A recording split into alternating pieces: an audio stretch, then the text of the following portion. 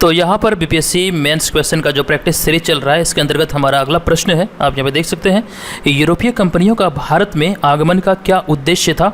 अपने उद्देश्य की प्राप्ति में वे कहाँ तक सफल रहे, स्पष्ट करें। यह प्रश्न बीपीएससी मेंस के दृष्टिकोण से काफ़ी महत्वपूर्ण है। ये पूर्णतः आपके सिलेबस पर आधारित है। इस तरह के प्रश्न पूछे जाने की बिल्कुल संभावना है। यूरोपीय कंपनियों का भारत में आगमन का क्या उद्देश्य था? अपने उद्देश्य की प्राप्ति में वे कहाँ तक सफल रहे? ये आज का हमारा दूसरा प्रश्न है।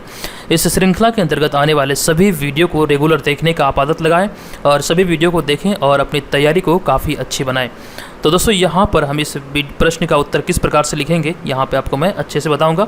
आप इस पूरे वीडियो को देखिए और इसका पीडीएफ फाइल लेने के लिए हमारे टेलीग्राम ग्रुप को ज्वाइन करें। टेलीग्राम ग्रुप का लिंक इस वीडियो के डिस्क्रिप्शन में डाला गया है, आप वहाँ पर जाकर इसे जुड़ सकते हैं और इसका पीडीएफ प्राप्त कर सकते हैं।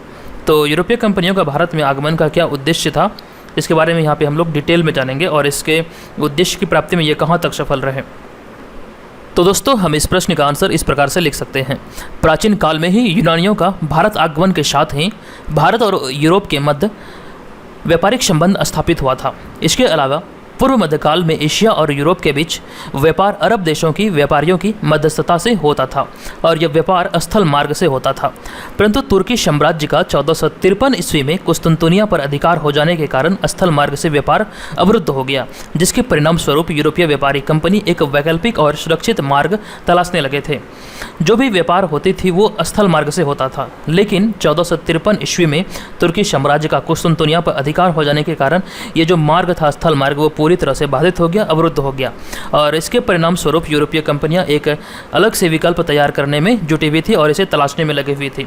तो यूरोपीय कंपनियां में जो व्यापारिक खोज करने में सबसे आगे थी वो पुर्तगाली थी। ऐसा कहा जाता है कि पुर्तगाली व्यापारिक खोज करने में काफ़ी आगे थे, तो उन्होंने इस दिशा में अपना प्रयास को आगे बढ़ाया और आप सभी को पता होगा कि भारत से खोज वास्को डी गामा ने इसी क्रम में किया था। आइए आगे देखते हैं और यहाँ पे अच्छे से समझते हैं इसके बारे में। तो दोस्तों, इसी क्रम में पुर्तगाली निवासी वास्को डी गामा का गुड होप के रास्ते, केप ऑफ गुड होप के रास्ते भारत आना एक प्रकार से बहुत बड़ी उपलब्धि थी। बेसिकली यहाँ पे गुड होप यानी केप ऑफ गुड होप के रास्ते भारत आया था ये पुर्तगाली निवासी वास्को डी गामा।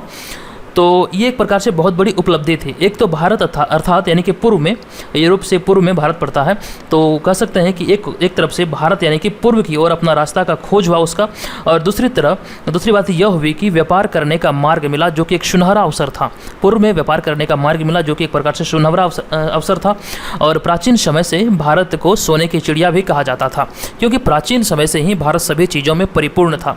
यहाँ व्यापार और वाणिज्य की संभावनाएं कंपनियों को अपनी ओर खींचता गया और इसी क्रम में क्रमशः पुर्तगाली, डच, अंग्रेज, डेनिश और फ्रांसीसी आदि व्यापारिक कंपनियां भारत आया था। ये क्रम है, इसे ध्यान रखिएगा। सबसे पहले पुर्तगाली, फिर डच, अंग्रेज, डेनिश, फ्रांसीसी आदि व्यापारिक कंपनियां भारत आया था।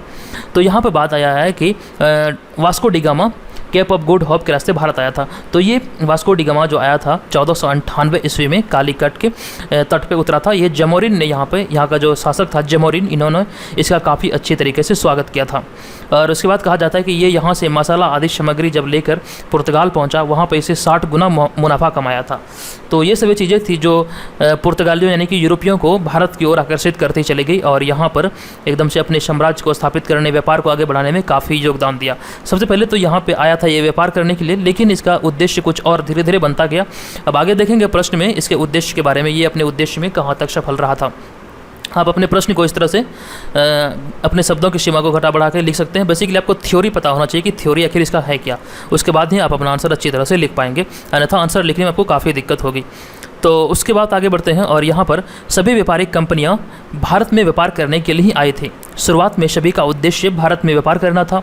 सबसे पहले पुर्तगाली कंपनी भारत आया था और आरंभिक वर्षों में व्यापार पर पुर्तगालियों का एकाधिकार था। यानी कि जब से भारत आया था ये पुर्तगाली कंपनी, तो शुरुआती तौर पर जब यहाँ पर कोई व्यापारिक कंपनियाँ नहीं थी, यूरोपीय व्यापारिक कंपनियाँ, तो ये एक इकलौती कंपनी थी पुर्तगाली कंपनी। ये इसका व्यापार पर इकलौता एकाधिकार था और यह धीरे धीरे अपनी शक्ति का प्रयोग करते हुए समुद्री व्यापार पर नियंत्रण स्थापित कर लिया और पुर्तगाली अपने आप को स्वयं को सागर का स्वामी कहने लगा था। ये बात भी आप ध्यान रखिएगा। तो एक तरह से देखा जाए तो शुरुआती तौर पर यहाँ पर समुद्री व्यापार में पुर्तगालियों का एकाधिकार यहाँ पे स्थापित हो गया था शुरुआती दिनों में। और इसी प्रकार अन्य व्यापारिक कंपनियां जो भी थी, डच, डेनिश, फ्रांसीसी आदि, वो एक तरफ से आती गई, व्यापार करना सबका मकसद था। और आगे पढ़ते हैं, देखते हैं इसी प्रकार अन्य व्यापारी यूरोपीय कंपनियां भी व्यापार करने भारत आए, लेकिन समय के साथ साथ यह अपने व्यापार के साथ शक्ति का प्रयोग करने लगे और भारत के विभिन्न प्रांतों में अपनी व्यापारिक कोठी का निर्माण किया और उसकी किलेबंदी भी करवाया। हालांकि समय समय पर भारतीय शासकों ने इसका विरोध भी किया था और इसी क्रम में बक्सर का युद्ध जो 22 अक्टूबर 1764 में लड़ा गया उल्लेखनीय है। जो बक्सर का युद्ध लड़ा गया था मीर कासिम के द्वारा, ये भी कहीं ना कहीं जो फोर्ट विलियम कॉलेज था उसका किलाबंदी कराया जा रहा था, तो उसी के मतलब कि इसे रोकने का प्रयास किया गया था। लेकिन कहीं ना कहीं बक्सर का युद्ध का भी पृष्ठभूमि यहीं से तैयार हुआ था। जो किलाबंदी कराया गया था इसका फोर्ट विलियम कॉलेज का, तो इसका भी पृष्ठभूमि यहीं से बनता है बक्सर का युद्ध का। तो ये सभी चीज़ों को आप जानेंगे तो अपने आंसर में सभी चीज़ों को अच्छी तरह से लिख पाएंगे। तो आप ध्यान रखिएगा और उसके बाद हम आगे बढ़ते हैं। अब देखते हैं, देखिए बक्सर के युद्ध के बारे में कई बार एग्जाम में प्रश्न पूछा गया, हो सकता है मेंस में आपको बक्सर का ही युद्ध पूछ दे। तो बक्सर का युद्ध के बारे में आपको डिटेल में पढ़ लीजिए। बक्सर का युद्ध के बाद 2 संधि हुआ था, इलाहाबाद की प्रथम संधि, इलाहाबाद की द्वितीय संधि। कई लोगों को पता होता है कि इलाहाबाद की एक ही संधि हुआ था, जी नहीं, बक्सर का युद्ध के बाद इलाहाबाद की 2 संधि हुई थी। तो दोनों का भी ध्यान रखिएगा और उसके बाद हम आगे बढ़ेंगे और यहाँ पे देखेंगे आगे। फिर उसके बाद है, दरअसल सभी यूरोपीय कंपनियों पर अपनी सर्वोच्चता स्थापित करने के बाद अंग्रेजों ने भारत पर आधिपत्य की शुरुआत बंगाल से किया था। देखिए सबसे पहले यहाँ पे जान लीजिए कि जो अंग्रेजी व्यापारिक कंपनी थी वो एकदम से काफ़ी क्रूर थी। सभी जो व्यापारिक कंपनियां थी सभी पर अपना सर्वोच्चता स्थापित किया, सभी का दमन किया, सभी को भारत से एकदम से भगा दिया। जिस प्रकार आपको पता होगा कि 1760 में वांडीवास के युद्ध में फ्रांसीसियों को भी भारत से निकाल दिया था। इसी प्रकार सभी व्यापारिक कंपनियों को इन्होंने एकदम से यहाँ से उसका साफ कर दिया था, सभी को पलायन कर दिया। तो एकमात्र कंपनी बची यूरोपीय कंपनियों में, कौन सी? British East India company. तो दरअसल यहाँ पर लिखा गया है, दरअसल सभी यूरोपीय कंपनियों पर अपनी सर्वोच्चता स्थापित करने के बाद अंग्रेजों ने भारत पर आधिपत्य की शुरुआत बंगाल से किया।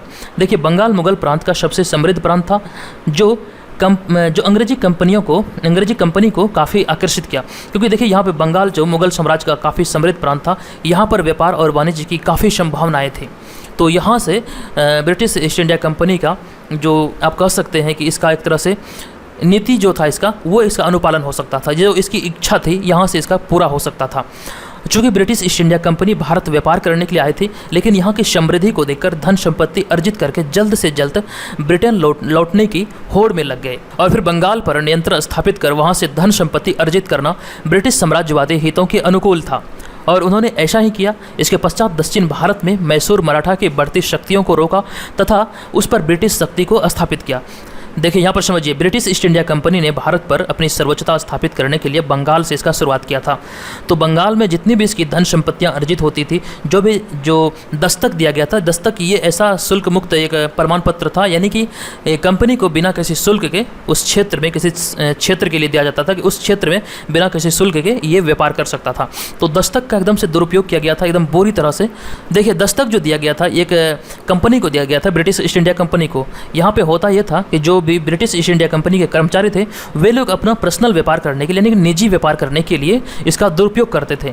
अराजकता इतनी फैल गई थी बंगाल में, इसको बुरी तरह से लूटा गया और यहाँ से जितनी भी धन संपत्तियाँ अर्जित होती थी या तो वो इसे ब्रिटेन ले जाते थे या फिर इसका उपयोग दक्षिण भारत में मराठा शक्ति हुआ, मैसूर शक्ति हुआ, इसको एकदम से अपने साम्राज्य में मिलाने का प्रयास करते थे।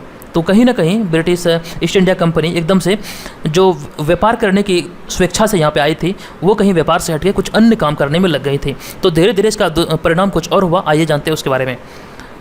तो दोस्तों अपने उद्देश्य प्राप्ति के लिए कंपनी द्वारा समय समय पर विभिन्न अधिनियम पारित किया गया। यह सभी अधिनियम कंपनी के हितों के लिए होती थी, जैसे कि वेलेजली की सहायक संधि और डलहौजी का व्यवगत सिद्धांत। देखिए कहने का तात्पर्य यहाँ पर यह है कि कंपनी सरकार जो थी वो समय समय पर अपने अनुकूल विभिन्न प्रकार के अधिनियम पारित किया। आप सभी को पता है चार्टर अधिनियम जो था, रेगुलेटिंग एक्ट था 1773 का, कई सारे चार्टर अधिनियम है 1793 का, 1813, 53, ये सभी 33, ये सभी चार्टर अधिनियम था। इसको आप ध्यान में एक बार पढ़ लीजिएगा। तो आई होप कि यहाँ से आपसे प्रश्न एग्जाम में पूछे जाएंगे।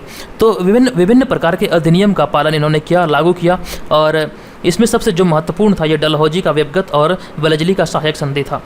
ये काफ़ी दोनों खतरनाक संधि था, इसके द्वारा किसी भी राज्य को अपने साम्राज्य में मिला लिया जाता था। तो इसके बारे में आप पढ़ लीजिए एक बार डिटेल में। और उसके बाद आगे है, ब्रिटिश कंपनी भारत में किसी भी देशी राज्य को स्वतंत्र नहीं छोड़ना चाहते थे, या तो उसे पूर्णतः समाप्त कर देना चाहते थे या पूरी तरह ब्रिटिश साम्राज्य का अधीन लाना चाहते थे। जिससे कंपनी के सभी प्रकार से मुनाफा हो। जैसे कि मुनाफा के अंतर्गत देखने को मिलता था, सबसे बड़ा जो 3 चीज़ था वो ये था कि देशी राज्यों में उसी के खर्चे पर सैनिक रखा जाए, यानी कि अंग्रेजी जो सेना थी उसको देशी राज्य, जो भी राज्य इसके अंतर्गत आता था, जो इसके अधीन हो जाता था, उस राज्य में ब्रिटिश सैनिक को रखा जाता था और उसका खर्चा जो था वो देशी राज्य ही उठाता था। दूसरा जो सबसे महत्वपूर्ण था वो प्रशासन में ब्रिटिश ईस्ट इंडिया कंपनी की भागीदारी हो जाती थी। उस राज्य में जो प्रशासन था वो ब्रिटिश ईस्ट इंडिया कंपनी के हाथों में होता था। और दूसरा ये कि उस क्षेत्र में शुल्क मुक्त व्यापार का अधिकार मिल जाता था कंपनी को। ये 3 महत्वपूर्ण चीज़ें थी जिसे आपको ध्यान रखना पड़ेगा। चलिए उसके बाद हम आगे बढ़ेंगे और आगे देखते हैं इसके बारे में कुछ और भी महत्वपूर्ण जानकारी है यहाँ पर। तो 23 जून 1757 को जो प्लासी का युद्ध लड़ा गया था, तो उसके बारे में यहाँ पे थोड़ी चर्चा की गई है। तो 23 जून 1757 का जो प्लासी का युद्ध था, वो युद्ध अंग्रेज भले ही युद्ध कौशल से नहीं जीता हो, किंतु वह इतना समझ चुके थे कि किस प्रकार से संपूर्ण भारत पर शासन करना है। पूरे शासनकाल के दौरान अंग्रेजों ने फूट डालो और शासन करो की नीति को अपनाया था। अंततः कहा जा सकता है कि यूरोपीय कंपनियां भारत आई तो थी व्यापार करने, लेकिन धीरे धीरे प्रशासक बन बैठी और सोने का चिड़िया कहा जाने वाला भारत में अराजकता और भ्रष्टाचार फैलाकर खूब लूटा और अंत में शासक बनकर लगभग 200 वर्षों तक शासन किया।